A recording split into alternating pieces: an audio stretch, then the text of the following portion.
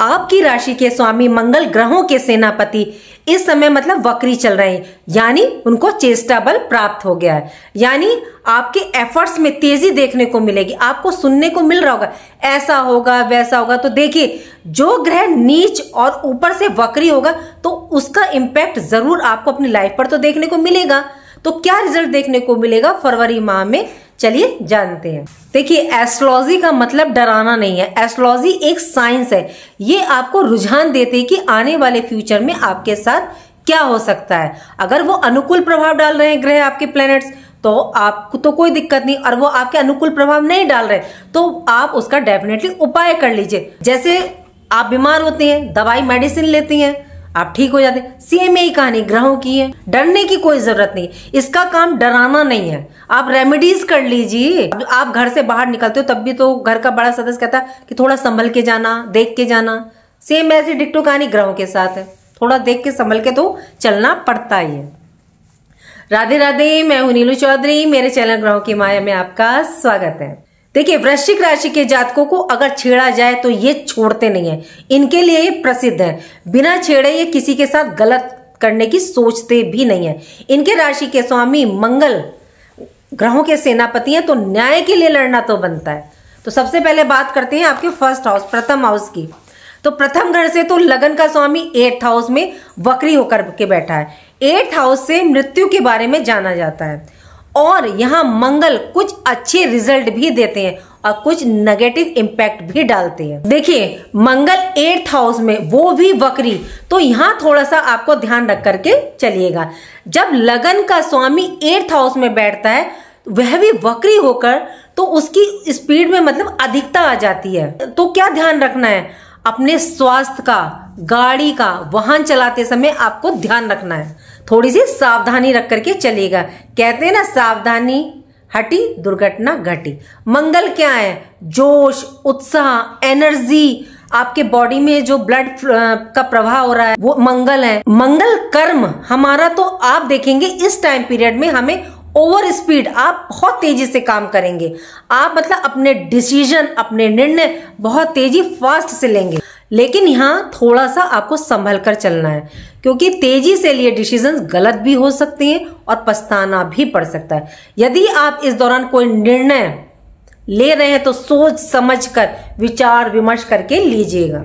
देखिए, 2025 का जो वर्ष है ये मंगल का वर्ष है, और यदि आप स्वस्थ हैं तो आप ब्लड डोनेट, रक्तदान जरूर कीजिएगा। इसका जबरदस्त रिजल्ट आपको देखने को मिलेगा। फर्स्ट हाउस पर शनि की 10वीं दृष्टि और गुरु बृहस्पति की पूर्ण 7वीं दृष्टि, गुरु यहाँ मार्गी हो गए, तो ज्यादा नुकसान हो सकता था, आपको देखने को मतलब मिल सकता था।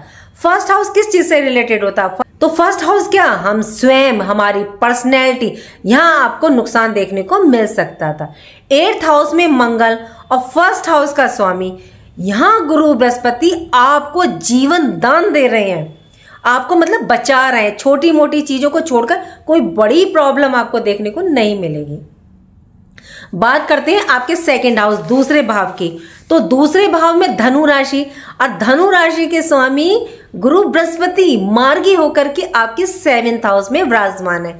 ये बहुत सुंदर स्थिति है। सेकंड हाउस क्या होता है? आपका कुल, कुटुंब, परिवार, आपकी अपनी वाणी, आपकी सेविंग। देखिए, सेविंग से कहने का तात्पर्य है कि जो 10th हाउस होता है वो हमारे कमाने का होता है, और कितना लाभ हमें मिलेगा, हमारी कितनी इच्छा पूर्ति होगी, वो आपके 11th हाउस से देखी जाती है। लेकिन हम कितना धन बचा सकते हैं, कितना अपना सेविंग कर सकते हैं, वो हमारा सेकंड हाउस से देखा जाता है।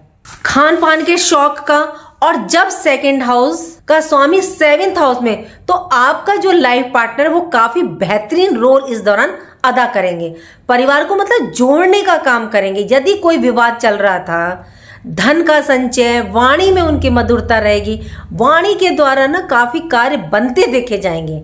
मंगल की 7वीं दृष्टि आपके सेकंड हाउस पर, तो यहाँ थोड़ा ध्यान रखने की जरूरत है। आप अपने कुल, कुटुंब, परिवारजनों के साथ बातचीत करते समय मतलब थोड़ा सा वाणी पर ध्यान रखिएगा, कंट्रोल रखें। देखिए, वाणी के द्वारा बड़े से बड़े कार्य बनते भी हैं और बड़े से बड़े कार्य जो बन रहे होते हैं वो बिगड़ भी जाते हैं। इसलिए कहा जाता है थोड़ा सा वाणी को मधुर रख के या संभाल के चलिएगा। वाणी के द्वारा रिश्ते बहुत जल्दी बिगड़ जाते हैं और फिर उन्हें संभालने में ना मतलब बहुत देर लग जाती है। कई बार ऐसा होता है कि अगर हम किसी ग्रह से रिलेटेड उपाय नहीं करते तो चल जाता है। अगर हम उस ग्रह से संबंधित रिश्तों को बना के रखते हैं तो हमें अपनी लाइफ में जबरदस्त रिजल्ट देखने को मिलता है। बात करते हैं आपके थर्ड हाउस, तीसरे भाव की। तीसरे भाव में मकर राशि और यहाँ सूर्य बुध विराजमान है और बुधादित्य योग बन रहा है। 11 फरवरी तक बुध यहाँ रहेंगे और 13 फरवरी तक सूर्य है। और सबसे अच्छी बेहतरीन स्थिति है ये है कि गुरु बृहस्पति की 9th दृष्टि आपके थर्ड हाउस पर। वैसे भी गुरु की दृष्टि में ना अमृत गंगा जल के समान होती है। और थर्ड हाउस किस चीज का होता है? पराक्रम, पुरुषार्थ, ऑनलाइन, डिजिटल, छोटी यात्राओं का, कम्युनिकेशन का। जब बुध और सूर्य दोनों विराजमान है, मंगल की अष्टम वक्र दृष्टि है, केतु की 5वीं दृष्टि, तो छोटे भाई बहनों के लिए बेस्ट उत्तम रहेगी। छोटी यात्राओं से आपको इस दौरान मतलब लाभ प्राप्त होगा। बुध क्या है? कम्युनिकेशन। और थर्ड हाउस काल पुरुष की कुंडली। देखिए, बहुत से पूछते हैं कि मैम काल पुरुष कुंडली क्या होती है? तो जो नॉर्मल कुंडली होती है लाल किताब के अनुसार, जैसे जो पहला भाव जैसे सूर्य का, दूसरा भाव शुक्र का, तो ये होती है। थोड़ा सा आपको स्क्रीन पे ये शो हो रही होगी, मैं लगा दूंगी, आप देख लीजिएगा। मतलब जौन सा घर जिस ग्रह को दिया हो, जिस घर के स्वामी होते हैं, वो काल पुरुष की कुंडली होती है। और काल पुरुष की कुंडली में थर्ड हाउस बुध मिथुन राशि और थर्ड हाउस में ग्रहों के राजा सूर्य के साथ विराजमान है। अति उत्तम स्थिति। आप आईटी सेक्टर, मीडिया, कम्युनिकेशन में है तो काफी अच्छे रिजल्ट इस टाइम पीरियड में मतलब आपको देखने को मिलेंगे। और आप कम्युनिकेट, ऑनलाइन, डिजिटल, ये सब आपका मतलब इस टाइम भाग्य उदय भी कर पाएंगे, क्योंकि सूर्य और बुध की पूर्ण दृष्टि 9th हाउस आपके भाग्य भाव पर। बात करते हैं 4th हाउस की। और 4th हाउस में कुंभ राशि है, इसके स्वामी शनि है और ये कुंभ राशि में ही विराजमान है। और 29 मार्च 2025 को यहाँ से प्रस्थान कर जाएंगे, मतलब चले जाएंगे।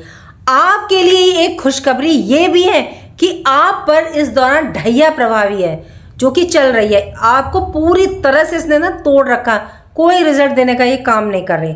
अब ये चले जाएंगे 5th हाउस में। 4th हाउस में सूर्य 13 के बाद, बुध 11 के बाद प्रवेश करेंगे। तो क्या देखने को मिलेगा? सूर्य शनि पिता पुत्र हैं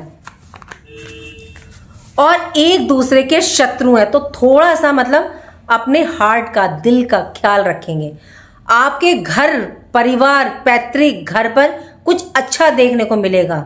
अपने कम्युनिकेशन से आप मतलब अपने कर्म स्थान पर काफी कुछ अच्छा कर पाएंगे और ये देखने को मिलेगा भी, क्योंकि सूर्य, बुध, शनि तीनों की दृष्टि आपके 10th हाउस पर। तो शनि का ये घर है, इस घर के ये मालिक हैं शनिदेव, और सूर्य यहाँ के 10th हाउस के कारक हैं। तो 10th हाउस पर दोनों की पूर्ण दृष्टि पड़ेगी। तो कम्युनिकेशन, संचार से आप मतलब अपने वर्क प्लेस, कार्य क्षेत्र पर कोई प्रमोशन, नई जॉब या स्विच करना चाहते हैं, आप नई जॉब लेना चाहते हैं, ट्रांसफर, सरकारी काम आपके अटके हुए हैं तो वो डेफिनेटली पूरे होंगे। बात करें आपके 5th हाउस की, तो 5th हाउस में जो है शुक्र और राहु है और शुक्र यहाँ उच्च के होकर के यहाँ 4 महीने तक विराजमान रहेंगे।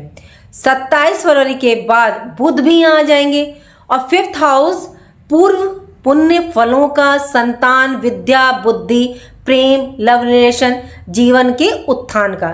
तो क्या देखने को मिलेंगे? शुक्र के आने से शुक्र धन, वैभव, ऐश्वर्य, संतान उत्पत्ति के कारक है। तो जो स्त्री संतान प्राप्ति की इच्छुक है, ये इच्छा उनकी मतलब पूरी होगी।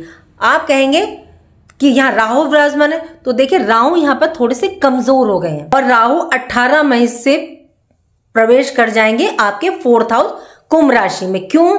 क्योंकि ये वक्र अवस्था उल्टे चलते हैं। शुक्र के साथ राहु अच्छे रिजल्ट देते हैं क्योंकि ये इनके गुरु हैं, शुक्राचार्य, तो उनके सामने थोड़े से नीचे होकर के रहते हैं। और शुक्र और राहु जब मिलते हैं या कहीं आपका योग बन रहा हो आपकी पति में, तो ये एक अच्छा रिजल्ट है, आपको अच्छा रिजल्ट देने का काम करते हैं। हालांकि काफी इच्छाएं बढ़ेंगी, संतान की लाइफ में मतलब कोई अचानक से परिवर्तन देखने को मिलेंगे। संतान आपकी यदि विदेश जाना चाहती है, कैरियर की दृष्टि से या एजुकेशन के लिए, हाई एजुकेशन के लिए, तो वो सफलता प्राप्त हो सकती है।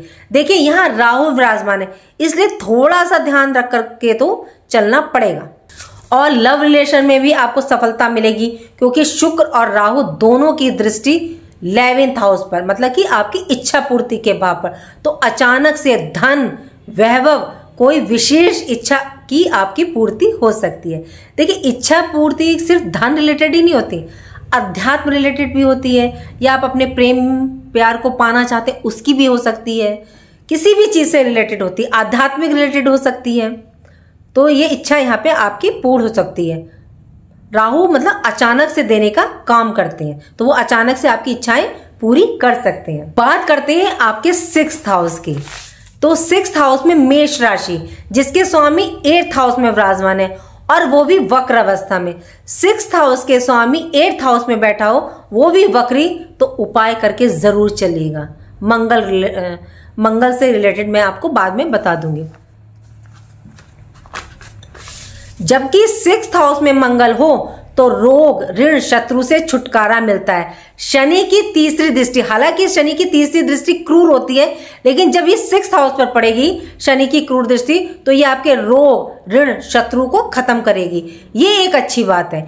एक बात मैं बता दूं, जैसे आप लोग कहते हैं कि हम पर ऋण है, उतर नहीं पा रहा, वो बढ़ता ही जा रहा है, तो इसका बड़ा कारण मंगल होता है। यदि आपकी अपनी कुंडली में, हॉरोस्कोप में 6th हाउस में मंगल बैठे हैं, तो ऋण थोड़ा सा मतलब संभल के लेना पड़ता है, बच के लेना पड़ता है, नहीं तो उसमें जो है प्लस होता चला जाता है, वो उतर नहीं पाता।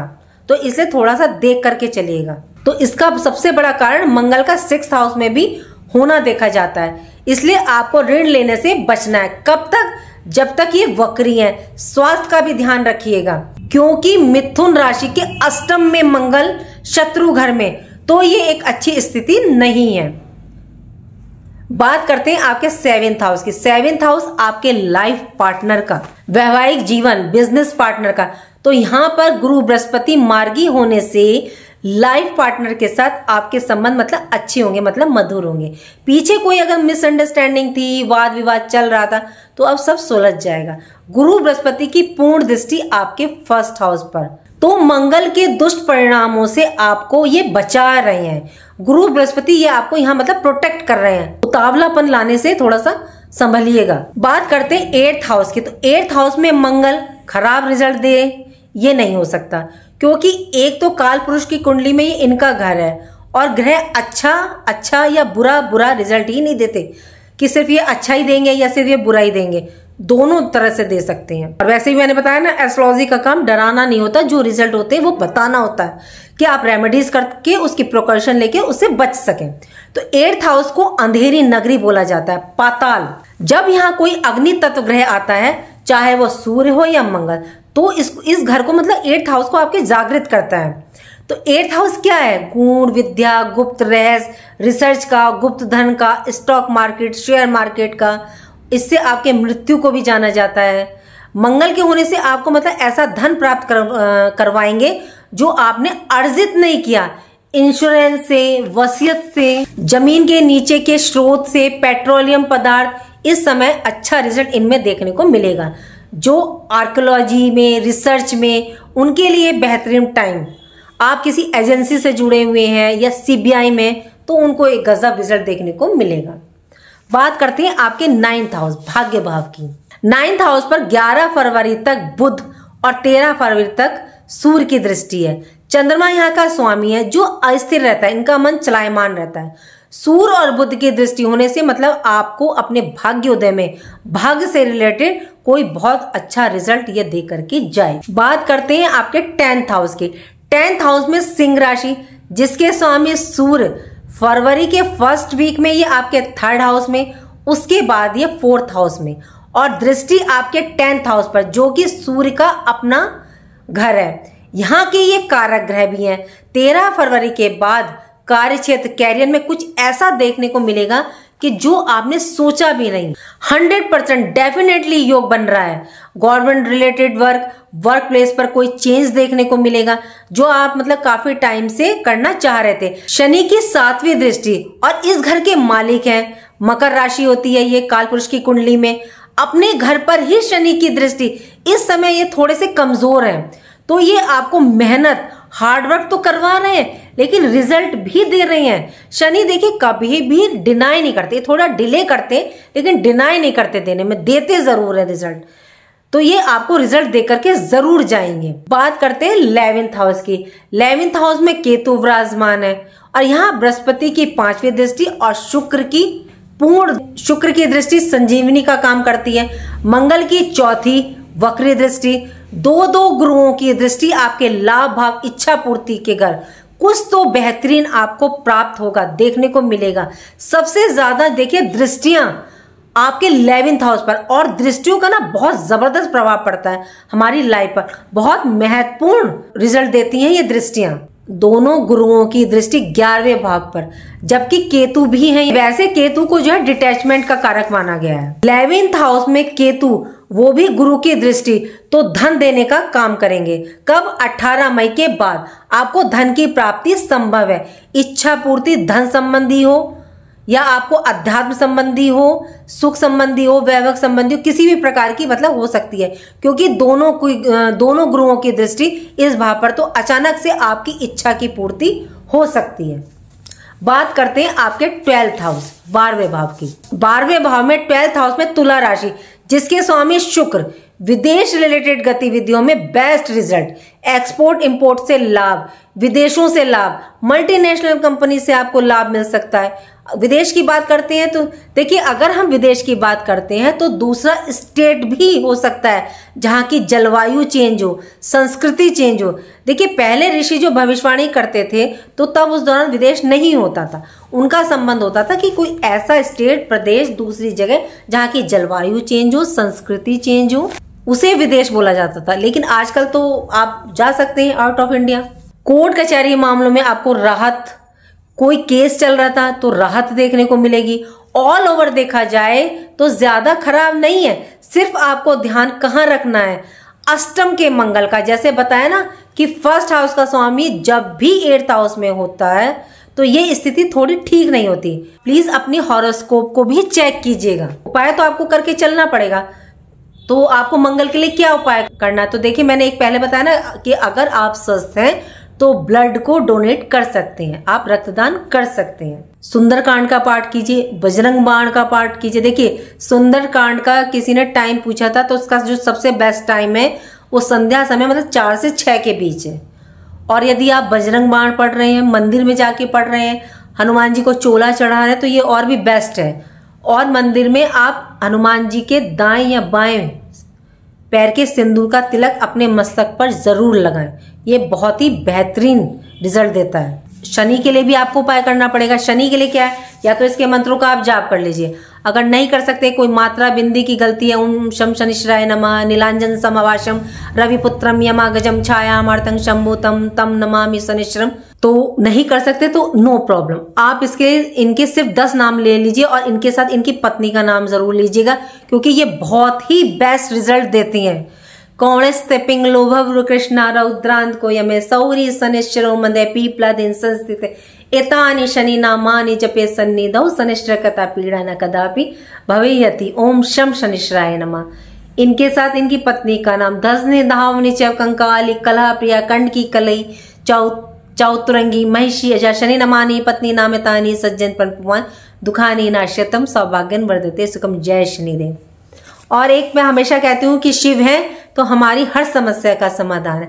शिवलिंग पे जाइए, 1 लोटा जल चढ़ाइए, उसमें गोल्ड, शहद, दूध, जल, काले तिल डाल के उन्हें अर्पित कर सकते हैं, बहुत बेस्ट रिजल्ट। और एक उपाय आप लोग हमेशा करके चला करिए, जो कि मैं हमेशा कहती हूँ, आपका जन्म दिवस आ रहा है या निकल गया है, कोई नहीं, पूरे वर्ष में 1 या 2 बार आप किसी को भी काला सफेद रंग का कंबल दान दीजिए।